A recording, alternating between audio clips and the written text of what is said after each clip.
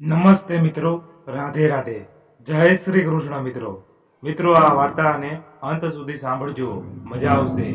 તો ચાલો શરૂ કરીએ. અભિનંદન, તમને દીકરી થઈ છે.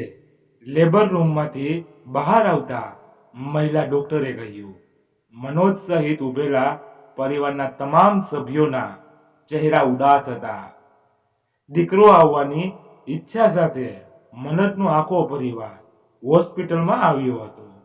દીકરીનું નામ સાંભળીને મનોજની માતા ધીમો ગુસ્સો કરી બોલી, આ સ્ત્રીને ખબર નહીં કેમ ઘરમાં લાવીને ગાલી હશે. તે 6 વર્ષથી મારા પુત્ર મનોજને એક દીકરો પણ આપી શકી નથી. અને હા, આ જુઓ મારો દીકરો મનોજ બિચારો કેટલો શરમજનક બની ગયો છે. મનોજની માતા તેની દીકરીઓ સાથે પોતાનું દુઃખ વહેંચી રહી હતી.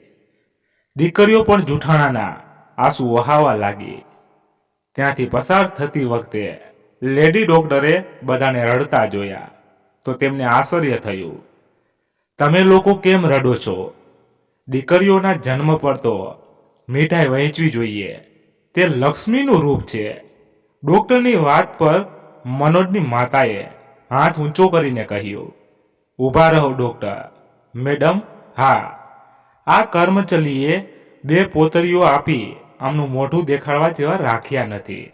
હવે ત્રીજી પોતરીની અપેક્ષા ન હતી. અમારે છોકરો જોઈતો હતો જે મોટો થઈને અમારો વંશ વધારો કરત અને ધંધામાં પણ મદદ કરત. પરંતુ તેણીએ ફરીથી એક છોકરીને જન્મ આપીને અમને પાછા ધંધામાં ઉકેલી દીધા છે. નર્સે નાની છોકરીને લાવીને મનોજને આપી. મનોજે દીકરી તરફ જોયું જે બિલકુલ તેના પિતા જેવી જ દેખાતી હતી. તેણે છોકરીને પ્રેમથી તેની છાતીએ લગાવી હલકી સ્માઇલ આપી. તેઓને નિત્યાને મળવાની પરવાનગી મળી, જે અંદર બેડ પર સૂતી હતી. સાસુ સાધનાજીએ તેને મળવાની સ્પષ્ટ ના પાડી દીધી. તેના મતે જો તેણીએ ત્રીજી પુત્રીને જન્મ આપ્યો હોય તો તે તેની ભૂલ છે.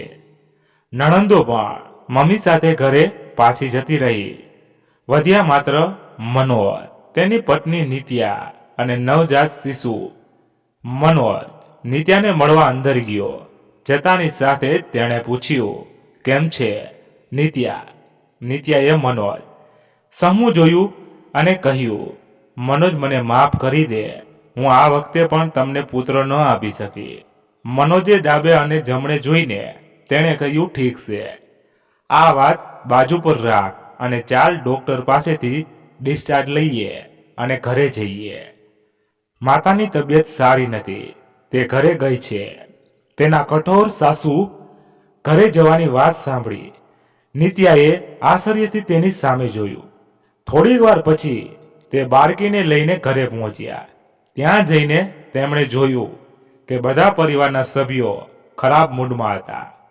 સાસુ તો ઘરમાં પ્રવેશતા જ નિત્યાને ટોણા મારવા લાગ્યા કે ભગવાન, મેં ઘણી વખત કહ્યું હતું કે તમે ભગવાનને પ્રાર્થના કરો અને તમારું માથું નમાવો જેથી લાલો તમારા ખોળામાં આવે.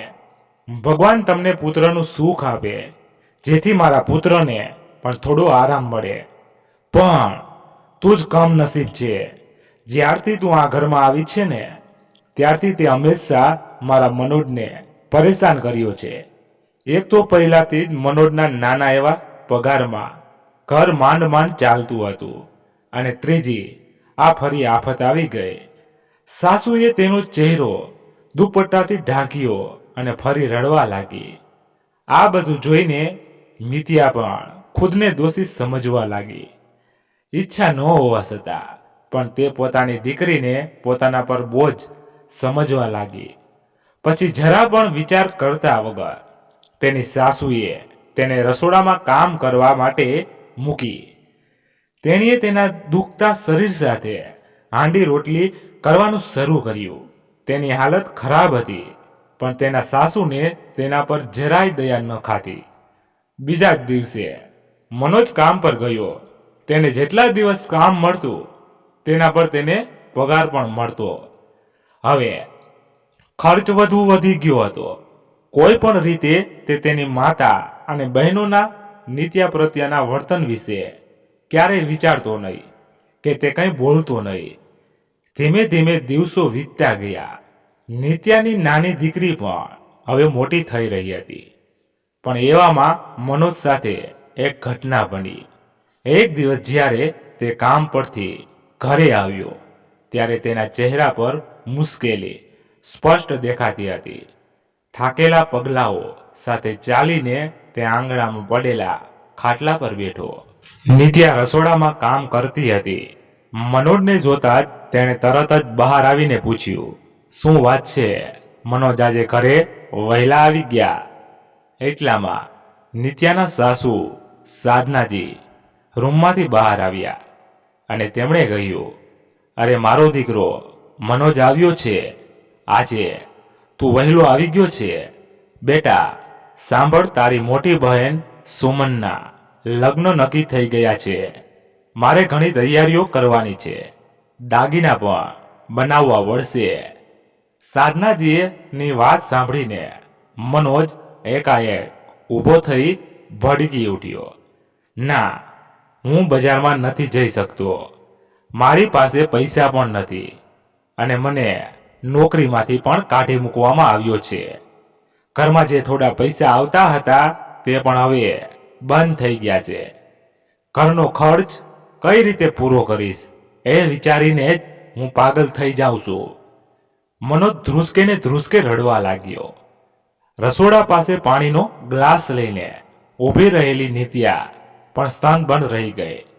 થોડી વાર માટે તો સાસુનું મોં પણ ખુલ્લું જ રહી ગયું. અચાનક તે તેની છાતી કૂટવા લાગી અને બોલી, કાશ મારા પુત્રએ આ કમનસીબ સાથે લગ્ન ન કર્યા હોત. તો કહેવાય છે ને કે લક્ષ્મી સ્ત્રીના ભાગ્યમાંથી આવે છે. પણ નિત્યા, તું બહુ ખરાબ શુકનવાળી છે.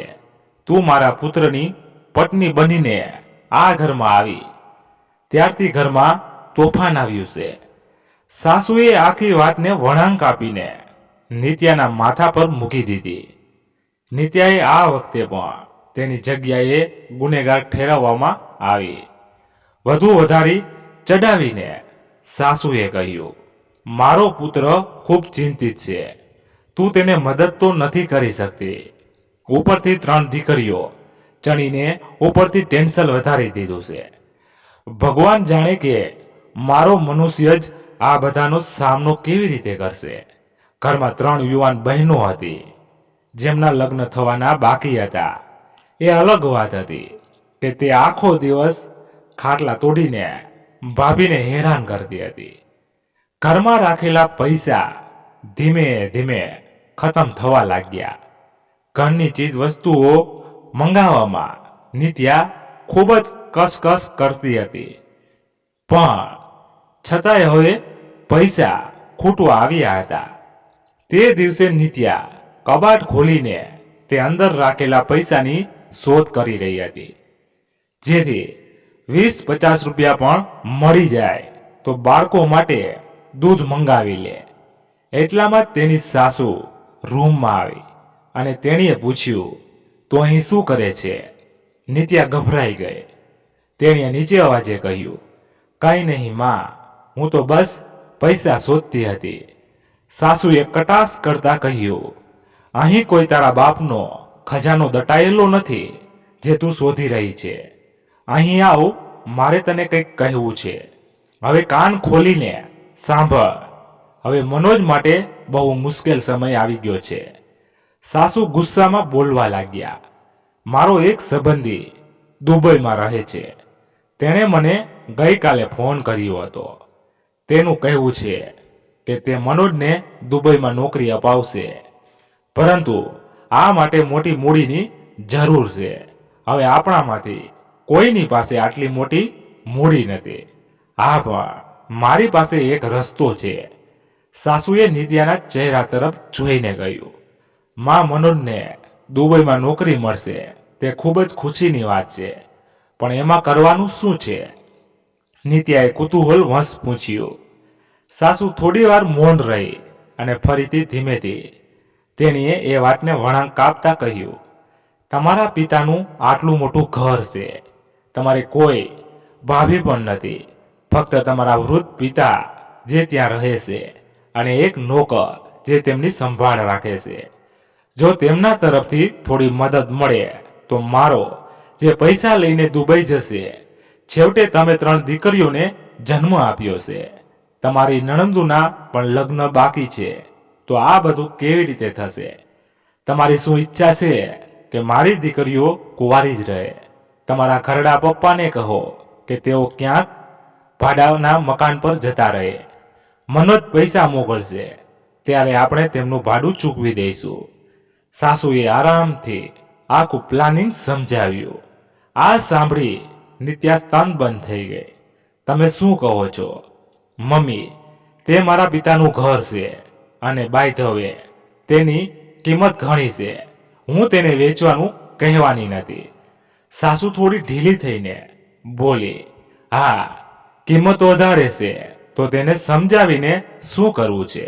હવે સારું છે કે તમે તેને વેચીને મનોજને પૈસા આપો, જેથી તેની બહેનના લગ્ન થઈ શકે અને બાકીના પૈસા લઈને મનોજ દુબઈ જતો રહે.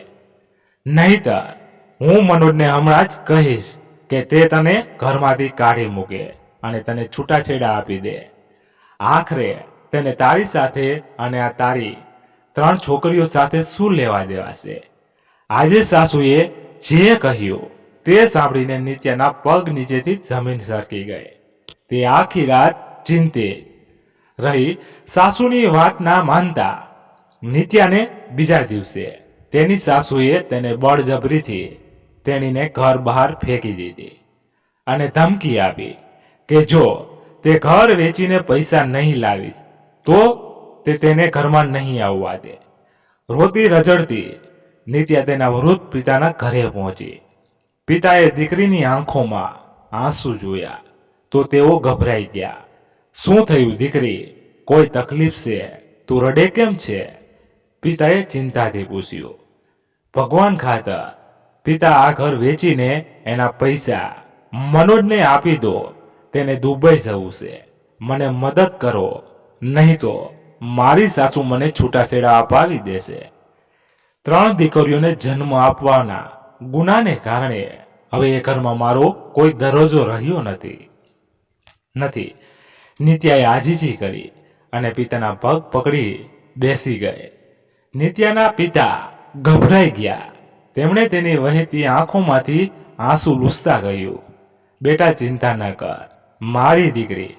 જો આ ઘર વેચવાથી તમારું ઘર નાશ પામતું અટકતું હોય તો મને કોઈ વાંધો નથી. તમારા લગ્ન માટે મેં ઘણી લોન પણ લીધી હતી. એક કામ કરતું, થોડા દિવસ પછી આવજે. ત્યાં સુધીમાં હું આ ઘર વેચી દઈશ.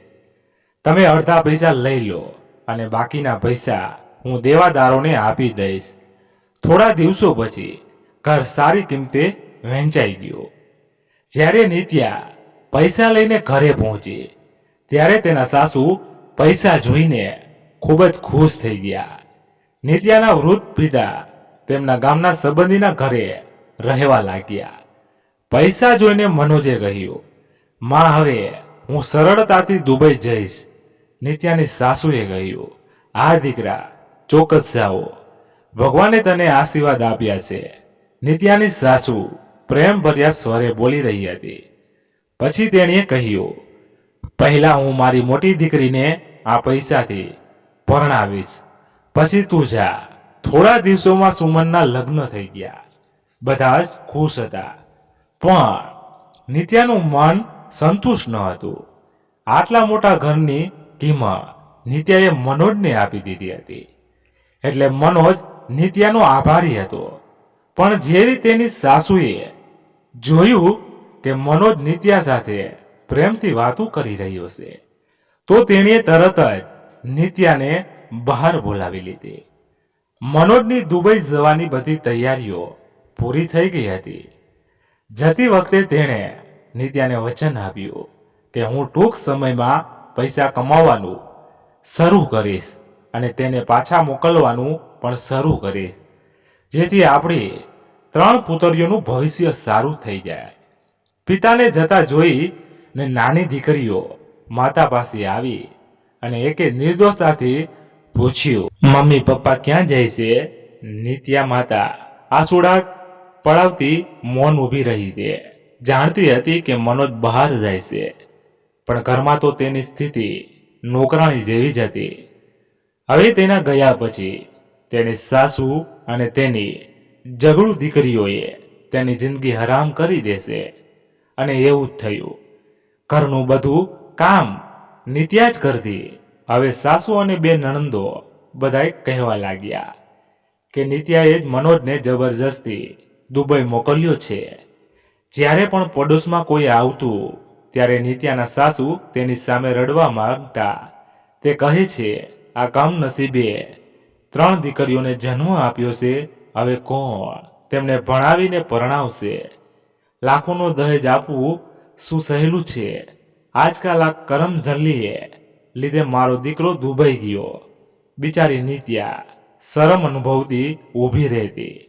હવે દીકરીઓ પણ મોટી થઈ રહી હતી અને તે પણ બધું સમજવા લાગી હતી અને આશ્ચર્ય સાથે પૂછતી, મમ્મી શું આપણે બોજ છીએ? બોજ શું છે? દાદી આપણને આમ કેમ બોલાવે છે? સાંભળી નિત્યા ચૂપ થઈ જતી. એ બિચારી છોકરી શું કહે છે? બીજી તરફ મનોજ દુબઈમાં કામ માટે સખત સંઘર્ષ કરી રહ્યો હતો. પછી બીજા મહિનામાં તેને સારી નોકરી પણ મળી ગઈ. હવે તેને દર મહિને સારા પૈસા મળવા લાગ્યા અને તે પૈસા ઘરે મોકલવા લાગ્યો. પરંતુ સમસ્યા એ હતી કે તમામ પૈસા નિત્યાની સાસુના ખાતામાં આવતા હતા. એક દિવસ નિત્યાએ કહ્યું, માં કૃપા કરીને મને થોડા પૈસા આપો. મારે બાળકોને શાળામાં પ્રવેશ અપાવવો છે. મનોજે આ મહિને સારી એવી મૂડી મોકલી હતી. આ સાંભળીને સાસુએ તિરસ્કાર ભર્યા સ્વરમાં કહ્યું, છોકરીઓને શાળામાં દાખલ કરાવીને તમારે શું કરવાનું છે? કાલે આ પારકા ઘરે જશે અને આપણા બધા પૈસા વેડફાઈ જશે. કોઈ તેમને અંગ્રેજી માધ્યમમાં ભણાવવાની જરૂર નથી. સરકારી શાળામાં જઈને પ્રવેશ દ્યો. નિત્યા તેની કઠોર અને નિર્દયી સાસુના આ કડક વર્તનથી સ્તનબંધ થઈ ગઈ. હવે તેની સાસુ તેના પિતાનું ઘરનું ભાડું ચૂકવવા માટે પણ તૈયાર ન હતી.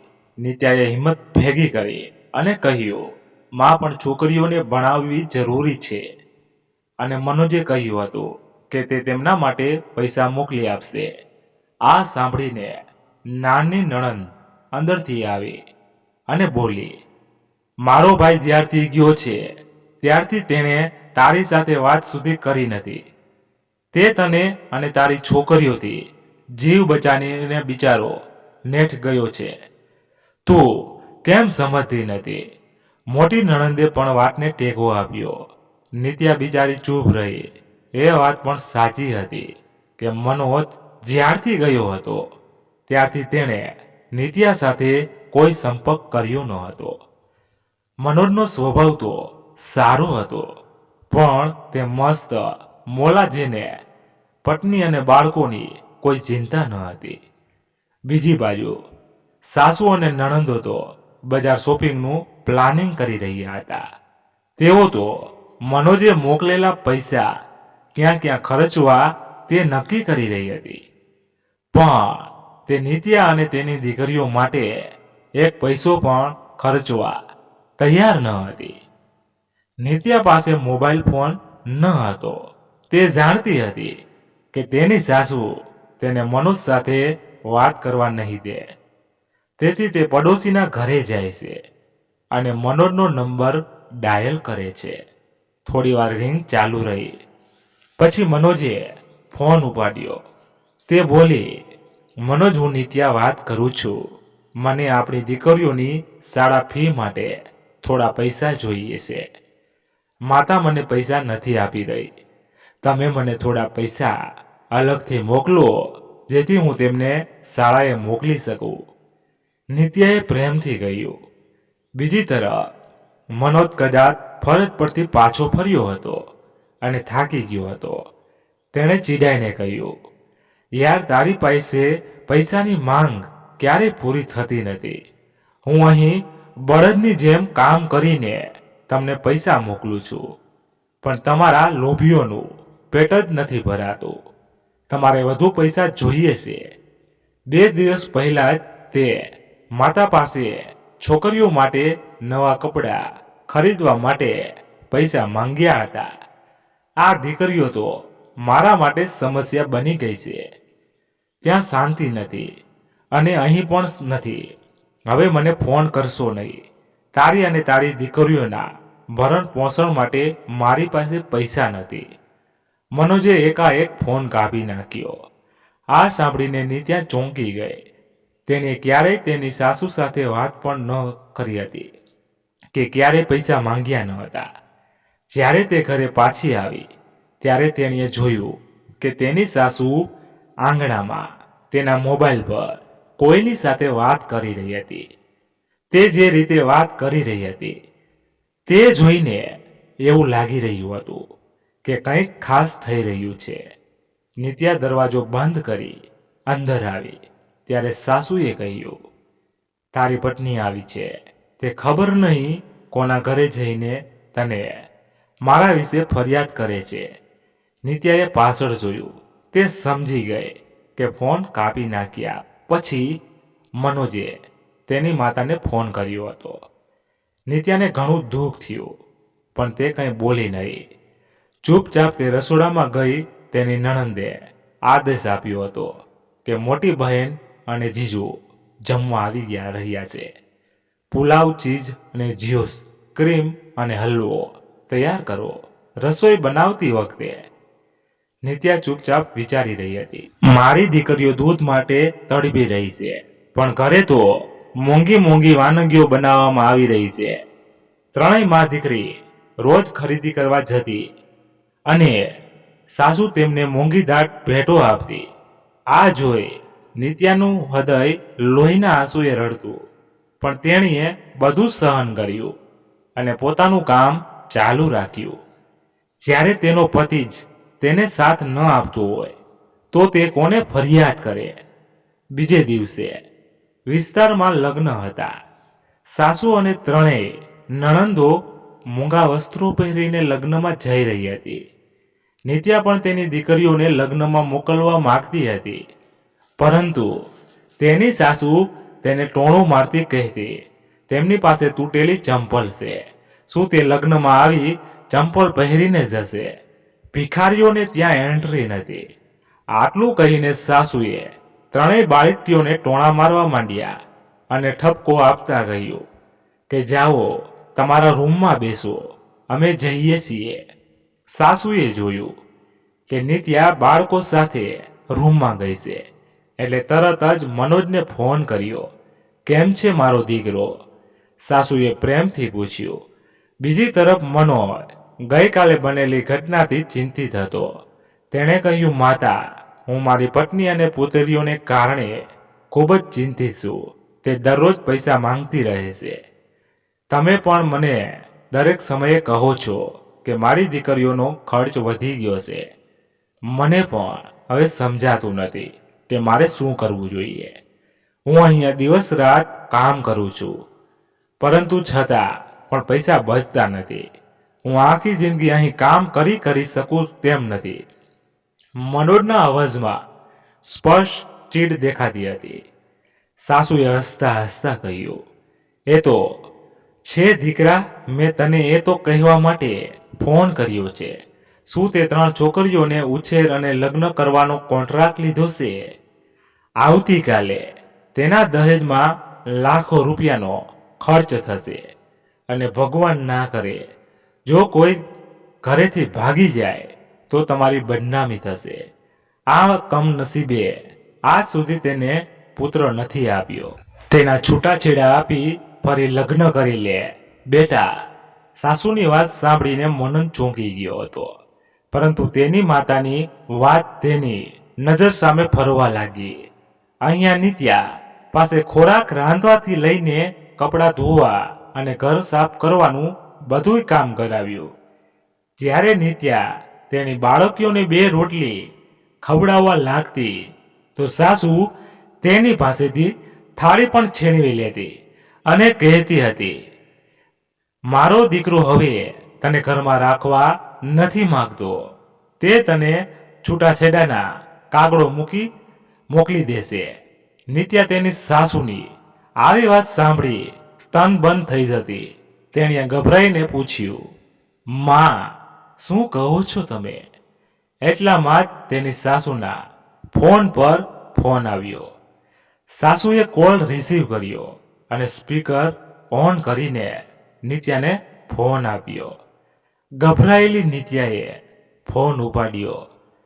મનોજના મોઢેથી આવી નીચી વાત સાંભળીને નિત્યાએ કહ્યું, મનોજ, તમે શું બોલો છો? મારું અને આપણી દીકરીઓનું શું થશે? પરંતુ બીજી તરફ મનોજને અપરિણિત અને નાની વયની રશિયન છોકરી સાથે લગ્ન કરવાનું સપનું હતું.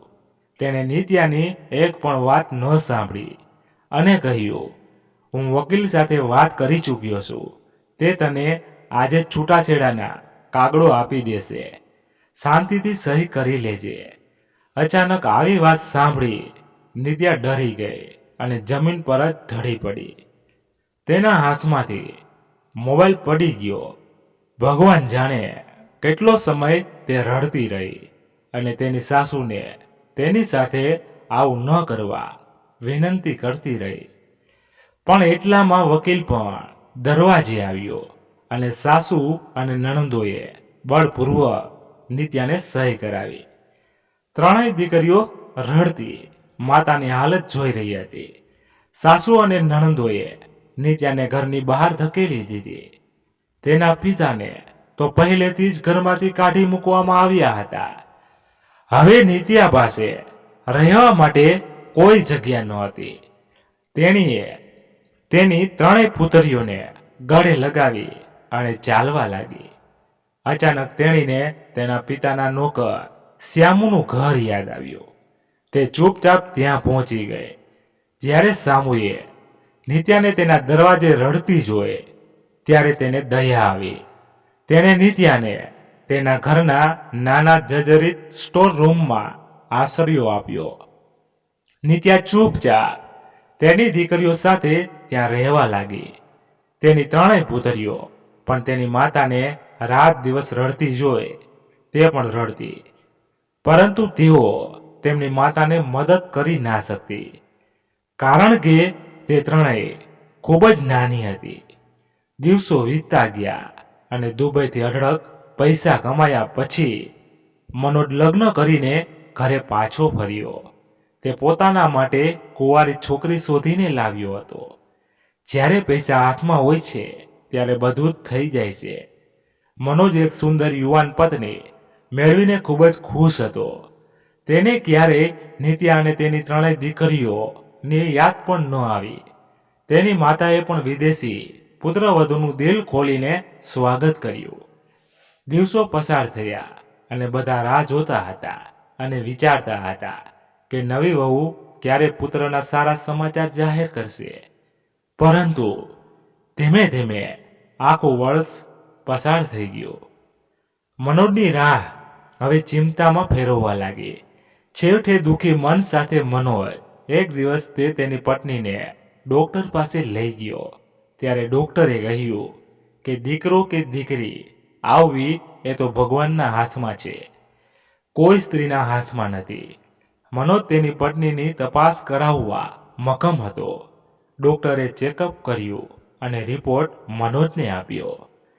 ત્યારે તેની આંખ સામે ધરતી આવી ગઈ. ડોક્ટરે કહ્યું હતું કે માફ કરજો મનોજ, તમારી પત્ની માતા બની નહીં શકે. મનોજ અશ્રુભીની આંખે રિપોર્ટને મિનિટો સુધી જોઈ રહ્યો. ડોક્ટરે તેને તેના રૂમમાંથી બહાર જવા કહ્યું. તે ચૂપચાપ ઘરે પાછો ફર્યો. પરંતુ તે હવે નિરાશ થઈ ગયો હતો. હવે તેની ત્રણેય દીકરીઓ વારવાર યાદ આવવા લાગી હતી. તે હવે સમજી ગયો હતો કે બાળકો હોવાનો અર્થ શું છે. ઉઠતી અને બેસતી વખતે તે તેની માતાને એક જ પ્રશ્ન પૂછતો, માં, મને કેને નિત્યા મારી દીકરીઓ સાથે ક્યાં ગઈ છે? તેની માં શું જવાબ આપી શકે? પોતે જાણતી ન હતી કે નિત્યા ક્યાં છે. મનોજ પાગલની જેમ આખા શહેરમાં નિત્યાને શોધતો હતો. તે નિત્યાના વૃદ્ધ પિતાને શોધતા શોધતા તે તેમની પાસે પણ પહોંચી ગયો. જ્યારે તેના પિતાએ સાંભળ્યું કે નિત્યાના છૂટાછેડા થઈ ગયા છે અને તેને ઘરની બહાર કાઢી મૂકવામાં આવી છે, ત્યારે તેઓ પણ ગભરાઈ ગયા. તેમણે કહ્યું તેના સસરાને પણ ખબર નથી કે તેમની દીકરી ક્યાં છે. આ વાત જાણીને તો હવે મનોજના પગ નીચેથી જમીન નીકળી ગઈ હતી. એક દિવસ મનોજ તેના દુબઈથી થોડા સમય પહેલા માટે ભારત આવેલા મિત્રના ઘરે ન્યૂ યર પાર્ટીમાં ગયો હતો. ત્યાં એક મહિલા બધાને ભોજન પીરસી રહી હતી. એ મહિલા બીજું કોઈ નહીં પણ નિત્યા પીરસી રહી હતી. જ્યારે નિત્યાએ મનોજને જોયો તો તે કંઈ પણ બોલ્યા વગર તેની કોલ્ડ ડ્રિંક્સ પીરસવા લાગી અને અચાનક તેણીની સાડી પર ગ્લાસ ઢળી જતા તેણે તેને સાફ કરવાનું શરૂ કર્યું. મનોજની નજર નિત્યા પર પડી અને તે સ્તનબંધ રહી ગયો. તે સમયે તેણે કંઈ કહ્યું નહીં. પાર્ટી પૂરી થયા પછી મનોજ ચોરના વેશમાં અને મોં પર મફલર પહેરીને તે તેની પાછળ પાછળ તેના ઘરે ગયો. નિત્યાએ ધ્યાન પણ ન આપ્યું કે કોઈની તેની પાછળ આવી રહ્યું છે. ભારે પગલાઓ સાથે તે ત્યાં પહોંચ્યો. એક તૂટેલી ઓરડી જેના દરવાજાની જગ્યાએ ફાટેલી ચાદરનો પડદો લટકતો હતો. મનોજે જાડું જેકેટ, મફલર અને મોજા પહેર્યા હતા. ધ્રુતા હાથે તેણે દરવાજો આગળ લટકતો પડદો હટાવ્યો અને સામેનું દ્રશ્ય જોઈ તેના હોશ ઉડી ગયા. તેની 3 દીકરીઓ સામે જમીન પર સાડી પર સૂતી હતી. ભારે વાતા ઠંડા હિમમાં વાયરાની 3 દીકરીઓની ઠંડીથી ઠૂઠવાઈ રહી હતી. નાની દીકરી ભૂખથી રડી રહી હતી. બધાએ ફાટેલા કપડાં પહેર્યા હતા અને ઘરમાં ખાવાના નામે એક બિસ્કિટ પણ ન હતું. અવાજ સાંભળીને નિત્યાએ માથું ઊંચું કરીને જોયું કોણ આવ્યું છે. તેનો અવાજ ધ્રુજતો હતો. ગરીબ સમયે વિતાવાએ કદાચ તેને સમય પહેલા વૃદ્ધ બનાવી દીધી હતી. મનોજ ધીમેથી ચાલતો અંદર આવ્યો અને બોલ્યો, મને માફ કરી દે નિત્યા. મારી માં અને બહેનોની સલાહથી મેં તને છૂટાછેડા આપી દીધા. જો કે તારા જેવી પત્ની મેળવવી પણ એક નસીબની વાત છે.